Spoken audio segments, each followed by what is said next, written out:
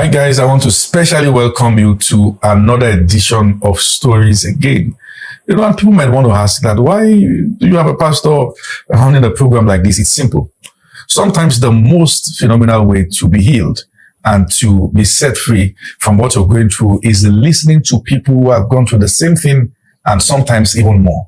And listen to their story of redemption and how God brought them out of it and set them on the new course they are taking. We've had tremendous testimonies from different episodes of stories, and I'm so excited because today we are having the first male story in the studio today. And guess, thank you, sir, for having me on this show, because I've been following for a while and I hear stories that bless me, and I felt to be good to share my also to kind of encourage people out there. I'm going to start. My journey really began when I lost my dad, many years ago, about 25 years ago, you know. And at that moment, I had to grow up fast. You know, being the first son, the first child, you know, having three other siblings and a mom, I felt that I had to take responsibility. Because my dad, if I remember very well, he was very responsible. He is the kind of father that wanted everything done. So I kind of took after him in that. I'm like, okay, what can I do to just step in and support my mom, you know? And I remember I had to relocate to Port Harcourt at a very young age. But that's still one of my aunties, and things were really bad. I was really maltreated. Where were you living when your dad died? Ibadan. We're living in Ibadan. I grew up in Ibadan, schooled in Ibadan, you know. So I went to Port Harcourt and I was really maltreated by the person I was supposed to stay with, you know, and I ran away from home, then stayed under the bridge in Rumola, then in Port Harcourt. Started doing all manner of stuff, met young boys, whereby we were stealing to eat, stealing bread, stealing coke, just to at least eat, you know. Then started working in the market, you know, where we grind pepper with our hands, all those traditional ones, just to kind of make money, you know. Then it got to a point whereby I felt like I could not stay in Port Harcourt anymore, and I had to run back to Ibadan. I remember stealing my aunt's money and ran to a park that I was going to Ibadan. I remember very well. I sat on that engine part from Port Harcourt to Ibadan. Wow. Because the driver wanted to just cheat me. I know that thing. They call it manage. Exactly. You sit on the engine, your bum is going to be very hot. I sat with different style. I sat with my kind of bent. There's no way I did not sit, you know. Then I remembered where we were staying in Ibadan. I remember the house, and I feel like, I just go back. But by the time I got back, everything was taken from my mom. Everything was kind of went south. The family took the properties. Yeah, everything, you know. Then, I remember one of her friends, I remember one of the schools she was working at, they had to go meet her, go to the school to go look for my mom there. And she was no longer there. But luckily, her friend, who's a colleague also, was still there and knew where she was staying. Then, your mom? Yeah, my mom was staying in Ibadan. Then you were looking for your mom? I was looking for my mom. We were staying in Basharum. That gave us the best when it comes to education and all that. We had the best of schools. I attended Mary Hill Convent School, one of the best primary schools in Ibadan, you know. So we went there, and by the time we got to the house where my mom was staying. Like, my mom saw me from afar. She ran. I was like, "Kevin, you live in Agari, we drink together. We go drink and die together." Like, she was not going to let us go anywhere anymore. Wow. And this was around January to around Alakia Isebo. But that's where the house was. He faced me. I slapped. I'm like, there was no toilet. And we were four staying in the same room. And I'm really grateful to the kind of mom I have. She had many offers to send us to the village to live her life, and people had offers of people went to but she never did for once. She was like, it's my children or nothing, you know. So I remember when I got to it, but I'm like, okay, my schooling system already kind of gone off. I had to repeat classes I'm like, okay, I can't be schooling, and my mom's suffering to pay her school fees, and she's just because she was a beautiful housewife. You know, my dad was really a typical Igbo man that wants to take care of his wife. So I started working at a block making industry where we will move blocks from one corner to the other. I think in a day I was paid 200 naira a day. So then our regular meal was gari and ejagudo, that fish that has big head. Yeah. So me and my siblings will just go by. But sometimes we have some market women who stay in our area who will just go stand at the junction waiting for them to come. So we help them carry their bags and luggage, and they'll be like, "Oh, take this one." We'll be like, "No, thank you." But in our heart, we wanted it. We're just refusing them. And that was how we're making money. For context. Yeah. Right now, you are a special advisor. Yes, sir. To one of the ministers. Yes, sir. Of this federation. Yes, sir. And you are saying you've gone through this? Yes, sir. I have even gone through more. Like, I remember I also worked at a sawmill where I used to kind of hop on a lorry to go deliver woods to to different for people who are constructing. You know, I worked at a beer parlor. You know, I pushed wheelbarrow. You know, did all sorts. You know, but if there's one thing I thank God for, was the background we had as in the Christian background we had, and I think that kind of helped us and kind of made me a little bit reserved, knowing that success was a must for me, So I did all that, struggling. Then I joined the church, joined the choir, believing that I was going to be successful, but nothing was really working. Nothing was working. Like, I just had this belief. If there's one slogan I have right now, which I live all the days about, is I would never be stranded. I hold on to that even at the verge of. So I met this lady also, amazing woman in church, we started dating. And at that time I had nothing. I remember very well the first bed I had was given to me by her. She was in school, and we had an amazing relationship. We did it for about 8 years, You met a lady? Yes. Around this same season? Around the same season. While you were struggling? While I was struggling. What was her name? Chinwe. Ashley. And Ashley was her English name. Chinwe was her regular Igbo name. You started dating? Yes. She met you in the midst of that struggle? Yes. And believed in you? I can say that she is, I don't want to just offend my family, but she's the one person that I think believed in me the most. Wow. Because in all reality, nothing about me was pointing towards success. Wow. Nothing, absolutely nothing. Absolutely nothing. She could have been with anybody else, but sometimes I still wonder how, but she stood by me and said, Kelvin, I believe in you and you will make it. I remember one day we were together and she said, Kelvin, you'll be a great man. I said, amen. She said, no, I'm not praying. It's what I see. And that's kind of stood by me. And the funny thing is, I just kind of I live life knowing that I have this grace. I'm graced already. I just feel like my life is just a story of grace. So I remember when in Ibadan then, I tried doing O-level. Even the O-level was C parallel. That's all I had. And I remember I started looking for jobs, and someone referred me to a job with MTN then as a customer care representative, and I went for the interview, and we're like 17. And I was the least qualification wise. I went there with an O-level. Everybody had masters, BScs, I did the interview and I was called to come resume. That was in 2011, And everybody was like, how did you get a job with MTN? Like, so it was a franchise of MTN, Pure Silver Communications, And like, how did you do this? But one thing for sure is that I kind of invested more in doing some professional courses and not paid ones. Just go online, see a training on YouTube or on Alexin or Coursera, just pick it up. It might not be useful to tender, but the knowledge I kind of gathered from there was a lot, Then, I had to leave the company I was working for, then got another job with a paint manufacturing company as a key account manager also. Then got another job with another place for a sales role. Then in 2016, my girlfriend had to leave Nigeria for her master's, and I'm like, it's over. That's the lady that believed in you. Yeah. I'm like, how do I want to do this? Because her presence was, she being around everything was really helping, So she left 2016, November, December 2016. And in January 1st, I said, God, you must give me a new job. I don't know how you'll do it, but then, I heard of an offer, a job with, a company in Port Harcourt, an oil and gas firm. And I went for the interview in faith because they stated all they wanted. What qualification? None. They stated all they wanted. They stated they want someone who has this, because it was an IT manager role. Yeah. And I did not have I-tokens of T in any way. All I had were just some Googling how to type on the internet. I didn't have any certification, So I went for the interview. We were quite a lot, and I was intimidated. When I entered there, I was asking questions, like me, I can package well. I wore my suit or my tie, I got there. I saw the guys, even not just their English alone was intimidating, but I still did the interview, and we did the test. I wrote the test. Then I got a call about a week after and said, this was on a Wednesday.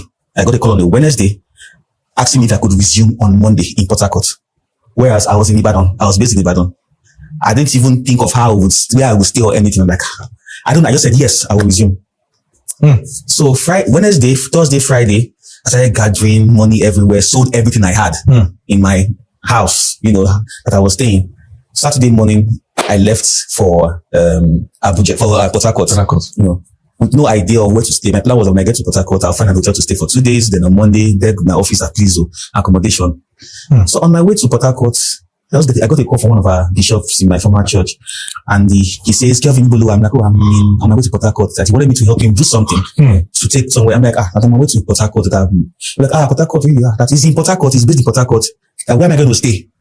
I'm like, I don't remember where to stay at the moment. I was like, that he has a house in his place. He's the only one staying. Mommy only comes whenever she wants to come. I'm like, oh, okay. This great thing. I got to Port Harcourt. Bishop came to pick me at the park. Took me to his house, gave me a room, a bed. I can remember I went to work the first day with Bishop's car. He told me, Kelvin, take it, go. I'm like, okay. Yeah. So I got to the office. They were like, who is this one that came with it wasn't an SUV. I'm like, well, went there, resumed. And the lady told me that the reason why you got this job is because we called everybody because you were the 6th qualified person. We called the first 5. They said they could not resume on a Monday. That's why you're getting the job. My God. I'm like, my God. I'm like, okay, all right. The salary was about 105,000 naira to start. And I'm like, okay, I was going to take it.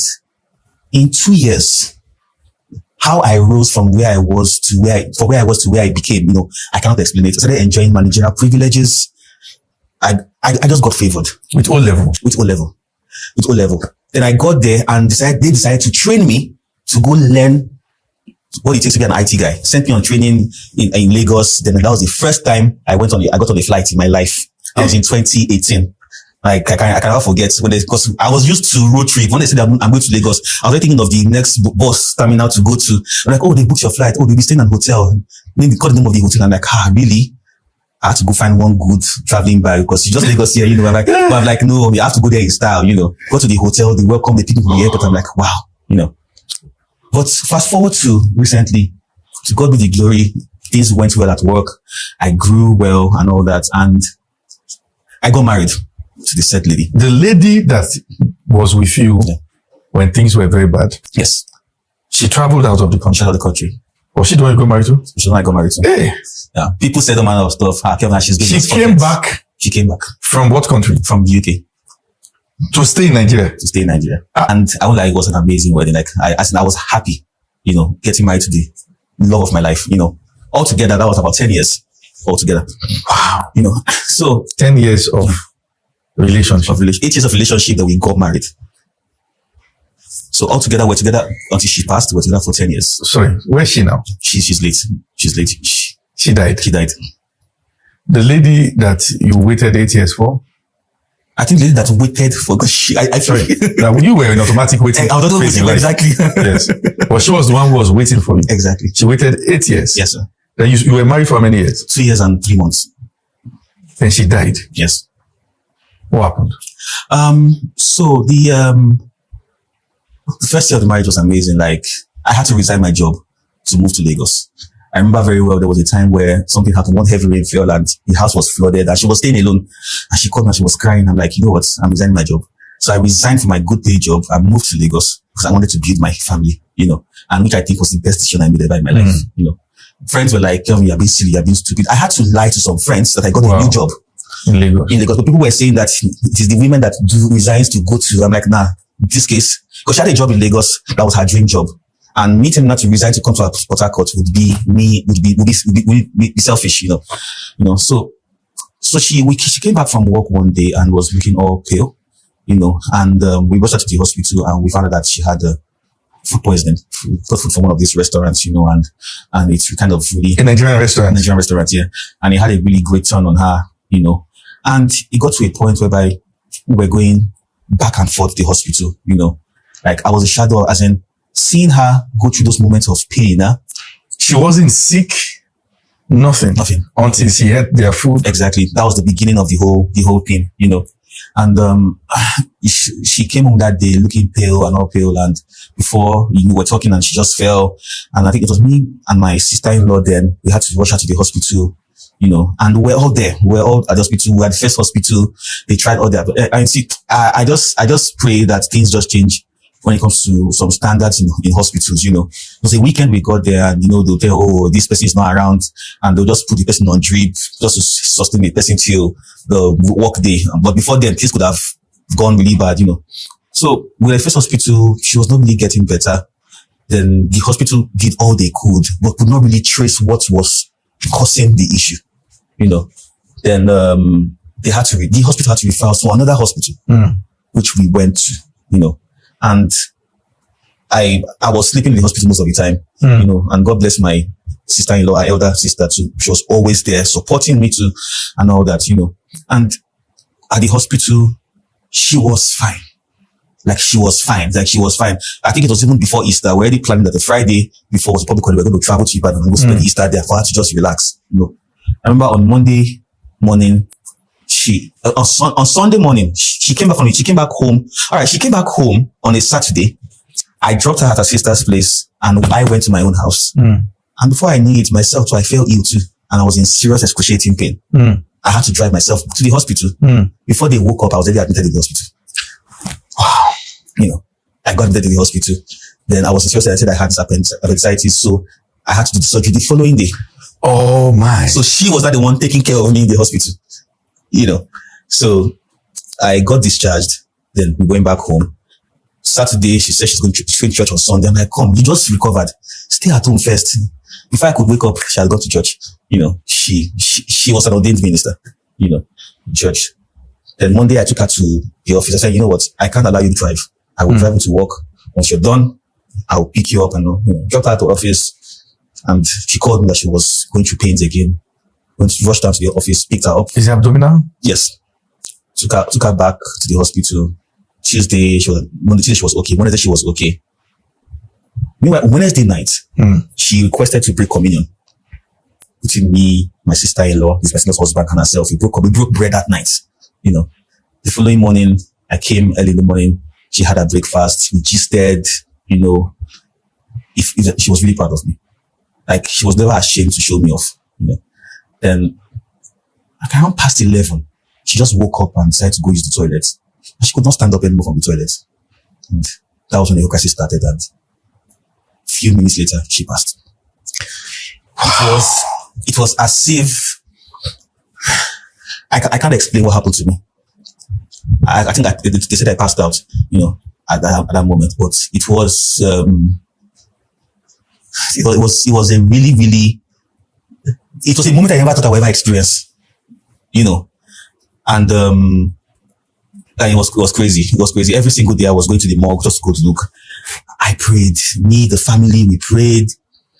I was so desperate. I went as far as going to the internet to search for people who can bring people back to life. I even got duped of some money again. Someone was saying that, she's still halfway to this, that he can call her back. I should pay 1 million naira. I actually fooled myself and I just wanted, I'm like, it's not possible. As I was Google, I saw some contacts on Facebook. I did all I could, but me and the sisters, we prayed. My family, we prayed. I went to the morgue almost every day, speaking that, no, come back to life, tried everything, but, and that was the beginning of my downfall again, I didn't have a job, then by then. When she died? Yeah. She died in the house? In the hospital, I think the hospital. Died in the hospital. A few hours after getting to the hospital? Yeah. Yes, a few days after that. That was on the Thursday. We got to the hospital on the Monday and this was on the Thursday. And it was just funny because the earlier hours of that day, we were laughing. She even called her dad on phone. We're all gisting and everything. We didn't know what was going to happen. I never thought that what happens in movies was going to happen when they'll call everybody to a conference room and be like, oh, we are sorry. When the doctor came in, I was like, oh, we are sorry. I knew. You were in the hospital with those that were there. Exactly. And the doctor called all of you. Called me, her sister, and her sister's husband called us and was trying to talk to us. And they tried that. I didn't even listen to them. I just left the hospital room, went up to where she was, and I saw them covering her. I'm like,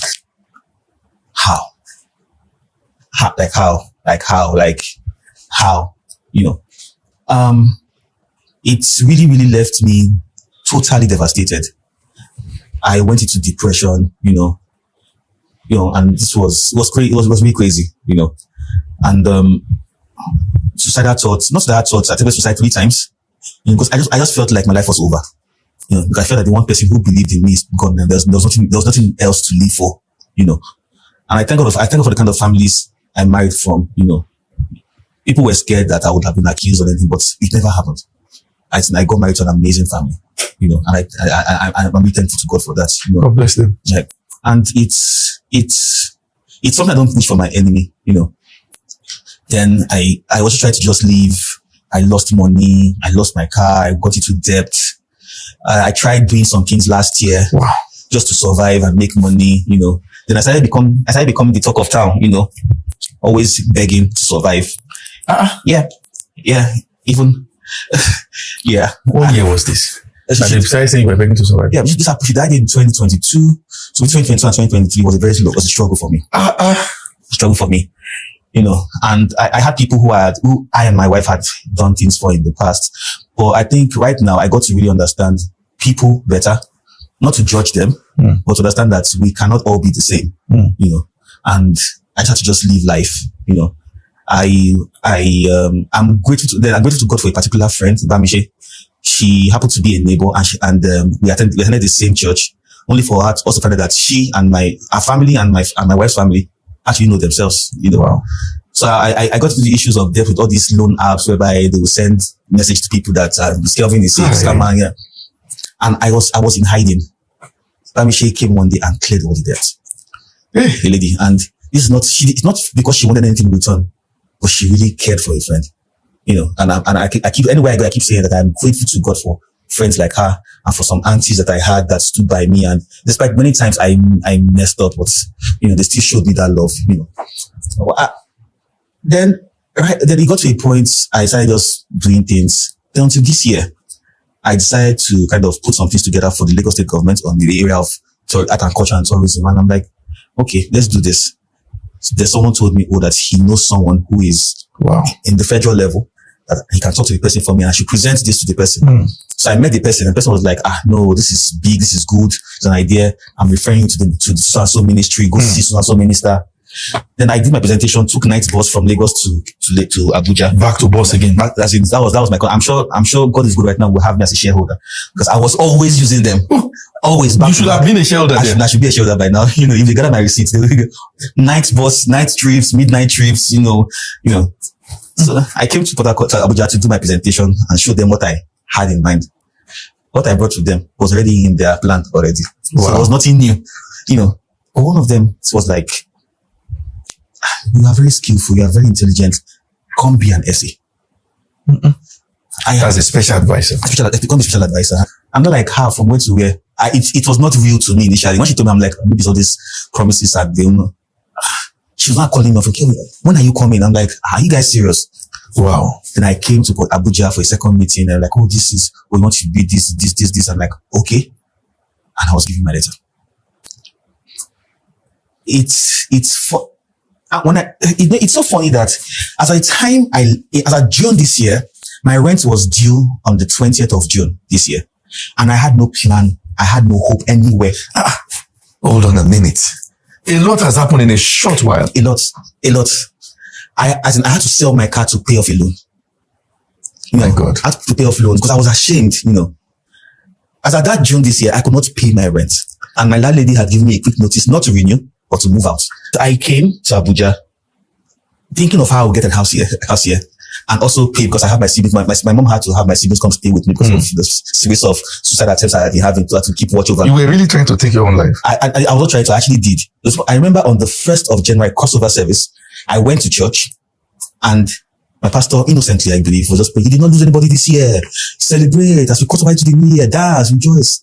And I just sat down there crying, looking at the place where my wife is always sitting. And I'm like, hey, the same church. I had to just leave. I couldn't wait for service. I left, went home. You sat down in church. Pastor was praying New Year blessings. Yeah. And your eyes went to where your wife used to sit. I'm like, I remember the previous Happy New Year, our first New Year crossover service, how we hugged and spoke and we were happy. Our first New Year together as a couple, you know. So I left the church that night, going home. On my way, I had the hypo at home. I bought vodka and Coke on my way home. I got home, poured hypo in a glass, mixed with vodka and Pepsi and Coke. So as I was about to drink it, my cousin called me that he was coming to sleep over in my house with his wife, which is unlike them. So I kept the stuff in the cupboard and for me to attend to them. Then they went into my room to go sleep. By the time I go back to the glass had turned white. That's to let you how much of hypo was in that. And so I drank it. Lying down to not wake up the following morning. So I woke up stronger. Like it wasn't. I didn't feel like I did anything. I woke up the following morning stronger. Sorry, what did you mix again? Vodka, hypo, and Coke. You know, hypo is a bleaching agent. Exactly. So I wanted the vodka. It so bleached it and made it white. So So I did that and I failed. I'm like, no, I must die. Then I remember I got on that one again. I drank on that poison again in the morning, on a Tuesday morning. And from morning till like the afternoon, nothing happened to me. What product did you drink, man? I don't even know what it was. I think I went somewhere and I saw one fertilizer, so and I just carried it home. Fertilizer? Exactly. One chemical like this. Then then that Tuesday, I drank it. Nothing happened to me from morning. And when I now go, I can't remember the name. When I go, I saw that this thing is supposed to, I'm sorry. You also have worked. Yeah. Nothing happened to me. The Mama Michelle called me, Alpha, are you going to church? I'm like, okay, since I'm not dying, let me come and thank God in church. You know, if we go to church, it was right in church that the poison kicked in. It didn't kick in when you were at home? No. It was right in church, it kicked in, and I slumped in church. And thank God for the church. The church rushed me to the hospital and kind of helped me. Just Lagos. Traffic. Even when I'm like, thank God for traffic. The traffic, I was like, before we get there, they'll be like, oh, we tried our best. You got here late. I got to the hospital. They did all they could. They flushed everything out. And that's how I survived that. You know, at that point, I had to just give up. And I thank God for the church. Pastor Shola Okoduwa, as I'm grateful to him and the new church. You know, I'm really grateful to God for him and the church. They really I found a family there, you know, and that was how I started trusting God more and believing God more. Church is not scam. Church is not scam, sir. So they rushed you to the hospital? Yeah, I was hospital for like 3 days. Were you able to confess to them that you were trying to? I had to. But she was angry with me. She was really mad. She was like, Kelvin, why? Like, and I left after like 2-3 days, got back home. Then Bamchi was on my case. The church was on my case. I should like to come and see me. So everybody was monitoring me to be sure I don't make the mistake anymore, you know. But at that point, I knew that I wasn't going to go anywhere anytime soon, you know. And my faith grew stronger in church again because I gave up. I released a single, you know, that talks about God dwelling with us, healing our souls, healing hearts, healing minds, restoration, some of the restoration, basically, you know. And I started living my life. You sing, right? Yeah, I do. So you have a single? Yes. I want the media to project that single on the screen right now. Yeah. So that, is it on YouTube? It's on YouTube, yes, on YouTube. Good. So we can all drink into it. Yeah. Thank you, sir. The single, not the apple. The single? Yeah. No, the single. Yes. So, yeah. So from that moment, my life began to just, it was more like a metamorphosis. Like I was moved from the old me to the new me. Even though the loss of my wife, I can only move forward from it. I can't move on from it, you know. It was crazy, you know. Mentally, I always remember because I'm like, you're supposed to be enjoying so many things right now, you know. When I see where I am right now, I'm like, I'm sure wherever she is, she's proud of me, you know. And it's just been like that. And I just thank God for everything, basically. Meaning that the urge to kill yourself became strongest. Yes. Around the season that your story was about to change. Exactly. I look back and I'm like, imagine God would just be playing the CD and tell me, see what you would have achieved. See life you would have blessed. But sir, let's be realistic. It gets to a point whereby nothing makes sense. So when I see people in that situation right now, I understand. I can really, because truly there's a time whereby your flesh will be so weak. I did not have anybody, like nobody to run to, except God. I had no one to run to except God. I became a nuisance to people, not deliberately, because I wanted to eat, I wanted to eat, I wanted to drink, I wanted to wear clothes. I needed help. You know, I needed help, but there's little to so much what anybody can do. You know, you get to a point where you become a nuisance, and I knew I was getting there. You know, but the story right now. I in the next 10 years, I never thought I would be where I am today. Where you are today. In the next 10 years. I've been at the point where I was thinking, and not just thinking, but had several attempts at ending my own life.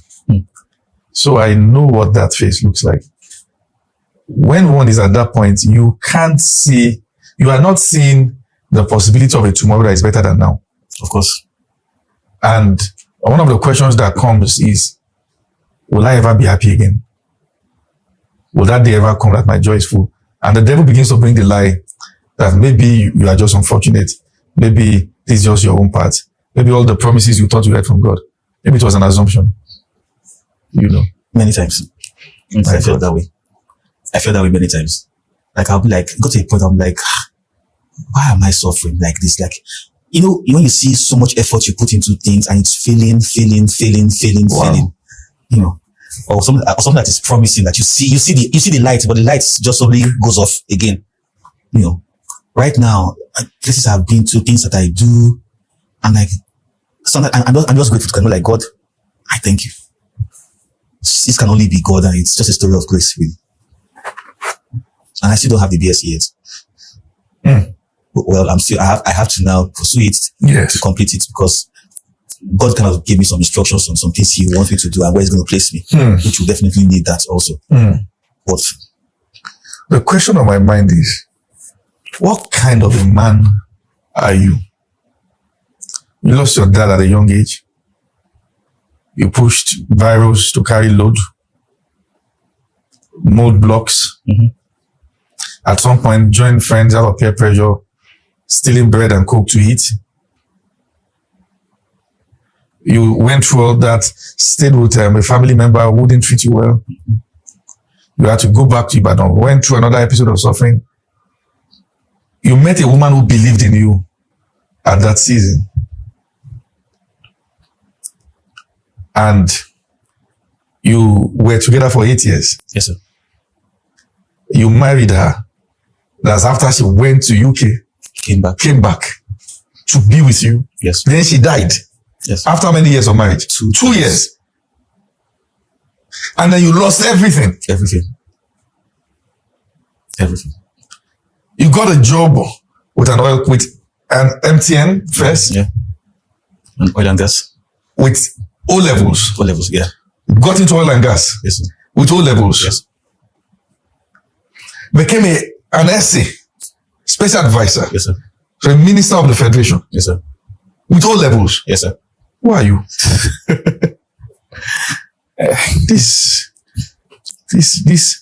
Your story is a story of redemption. And I'm telling you, seated here right now, sometimes you decree over people in faith. But here is the possibility that your life can turn around in months. In a day. Yes. What's your new experience like right now? Right now, like, I've got it where I even avoid calls right now. Like, I've become so overwhelmed with work. I remember going to visit someone with my principal recently, and this one person who have been applying for a job at his company. So this person now needs something from us. Hey.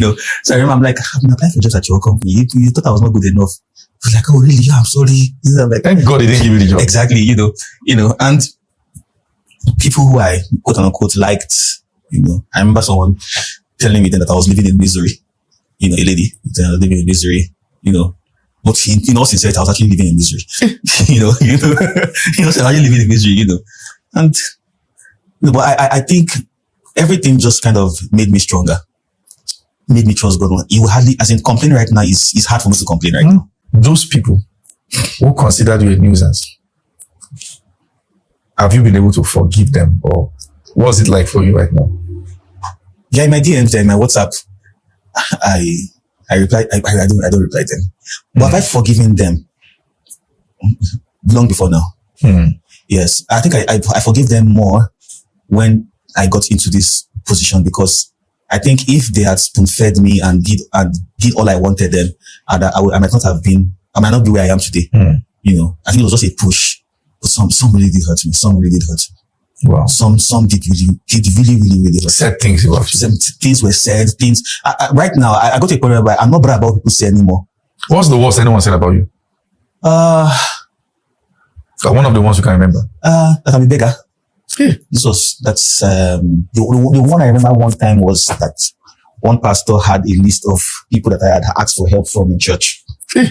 He had a list of them and told me that, I'm like, that you have asked person for money, you've asked person for money. I'm like, is it a thing of joy to beg? I need help. I need help. It's not a thing of joy to beg. As a pastor, I'll tell you that it's worthy of meeting.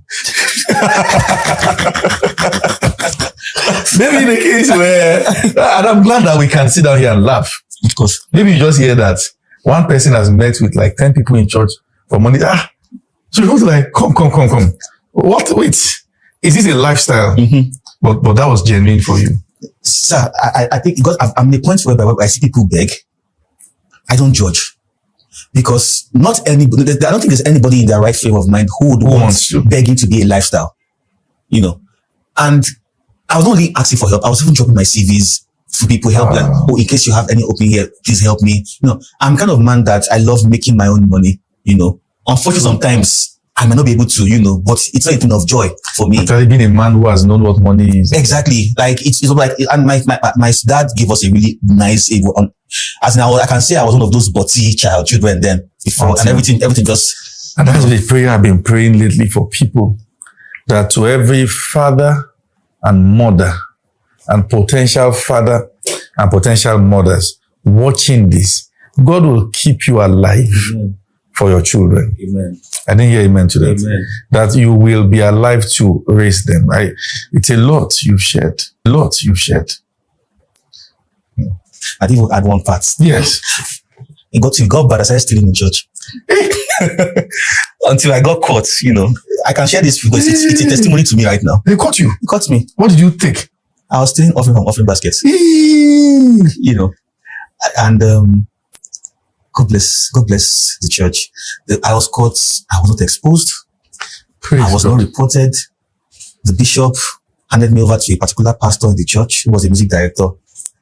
Then I was asked to go stay with him.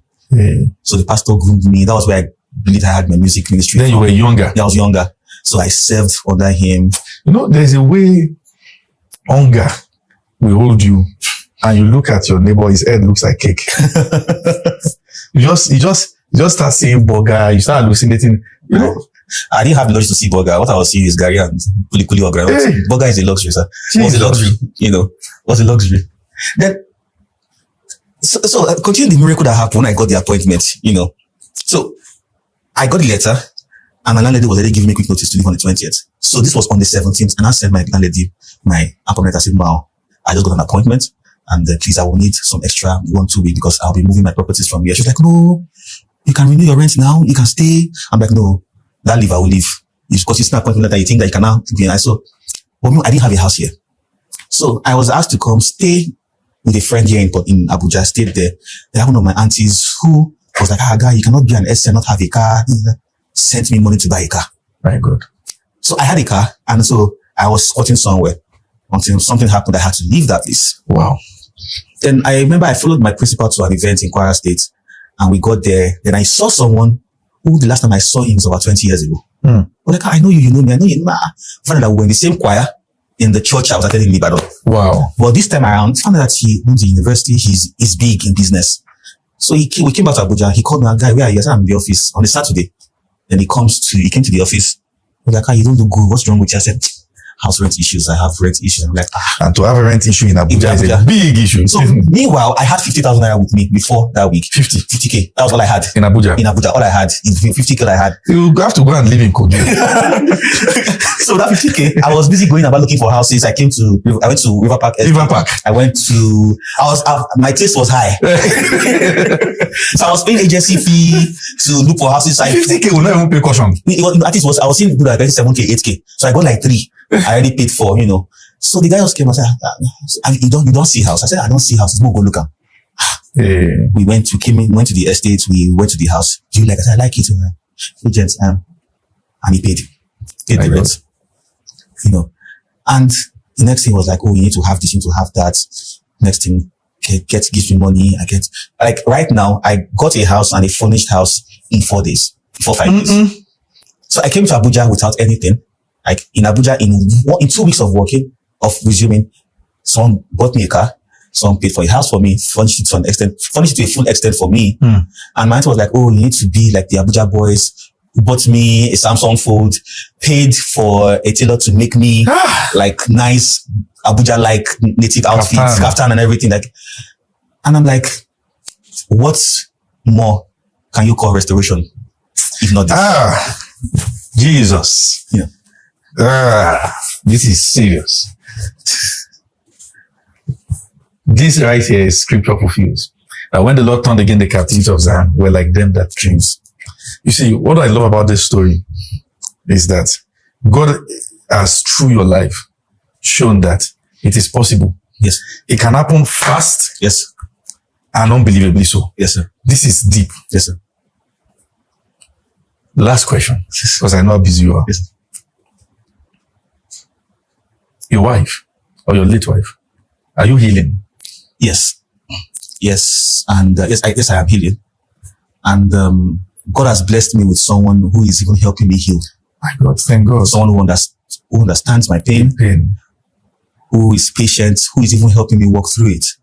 And yes, I'm healing.